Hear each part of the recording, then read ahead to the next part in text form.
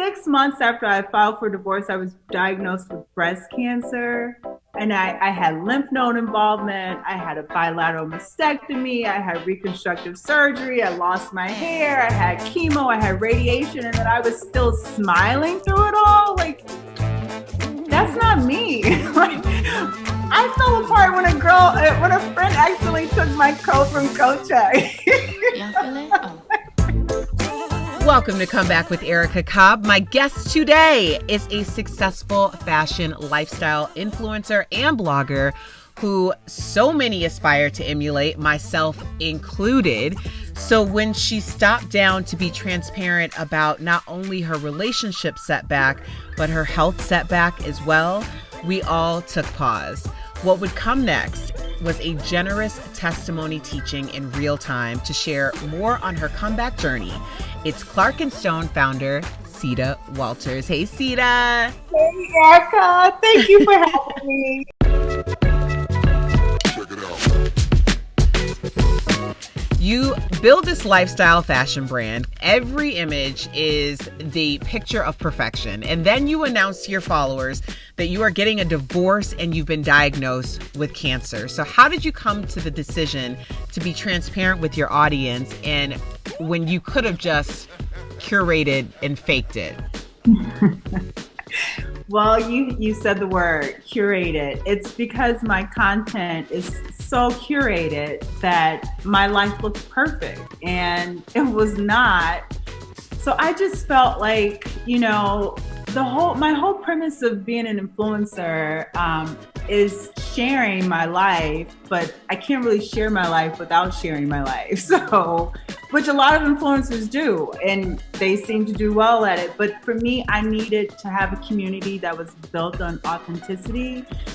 And I needed young girls and women to see that Instagram is just a highlight reel and that my content is curated, but my life is not. So I needed to share it. I needed women to get out of that mindset of comparing themselves. And so I just decided to share the good, the bad, and the ugly.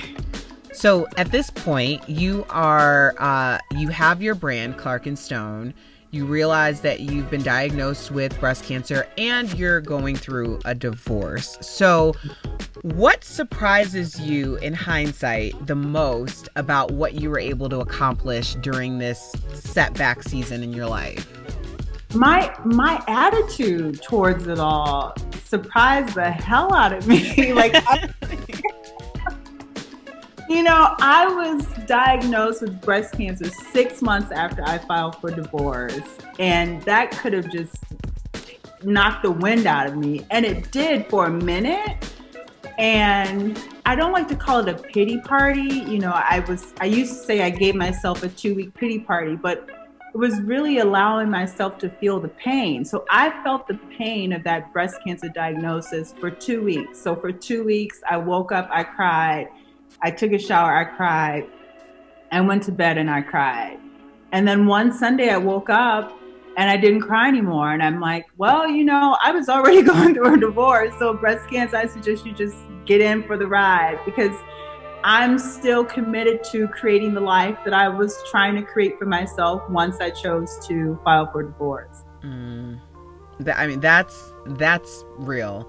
I always think about before everything hits the fan, being on the other side of it, what would you have said to the woman that was moments away from filing for divorce? And what do you think she would say to you now that you're on the other side of most of this? I would say to her, you can do it. You will be fine. They will be fine. Everyone will be fine. And she'd say to me, you did it, girl. I did it. Yes. I did it. I mean, that when I think about that, 6 months after I filed for divorce, I was diagnosed with breast cancer. And I had lymph node involvement. I had a bilateral mastectomy. I had reconstructive surgery. I lost my hair. I had chemo. I had radiation. And then I was still smiling through it all. That's not me. I fell apart when a friend accidentally took my coat from Coach. That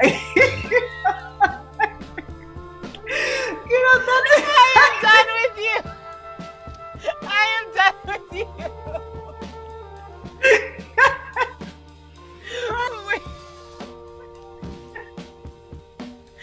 But it does go to show that evolution is within us, whether we're a participant, like an active participant in it or not. Like, we are all capable of rising to an occasion, even when we didn't think that we were. Girl, I was doing my hashtag Ceta Strong. And when I tell you, you were in my prayers, sis, you were in my prayers. So I am just so proud of you, and I am so excited to have you on Come Back with Erica Cobb. And you have been so gracious with your gifts, because as we know, you are a fashionista girl. You are a whole icon. So I asked you for this Comeback to Renewable Energy series. Basically, we're taking things that we already have and making them new again. So I asked you to give us some tips on how we can refresh our wardrobe. Today on Come Back with Erica, I am talking about the shacket. This is the hottest fall/winter 2020 fashion trend, and I am all for it. The shacket, which is basically a shirt and a jacket, is like the ultimate fashion trend. It's the staple for me. I've been wearing a shacket forever, but I didn't know that's what it was called. So I threw on the shacket with a cute little bra top from Zara and matching biker shorts. And then my Jordan 1s, because I am a sneaker fan. And this is just perfect for me, because if I'm at home and I'm, just lounging around and at work, I can push the sleeves up. This is so cute. The second look I have for you today with the shacket is just a crisp white t-shirt. I love just a plain white t-shirt. You can always elevate it. Style is so many ways. This one's from Uniqlo.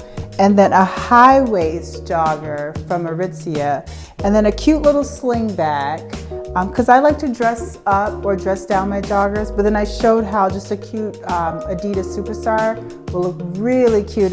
Not to mention it will play off of the black and white. And my last look for the shacket, I decided to dress it up because one day we'll be able to go back outside. So for this jacket look, I have on a full slip dress, but I decided to style it where it looks more like a skirt. And I just took an Isabel Marant belt. I love this belt because you can wear so many things. And it also gives it kind of like a peplum look when you belt the jacket. And then just a fall suede boot. And then a little peekaboo of the leg. And this is the perfect date night look for this jacket.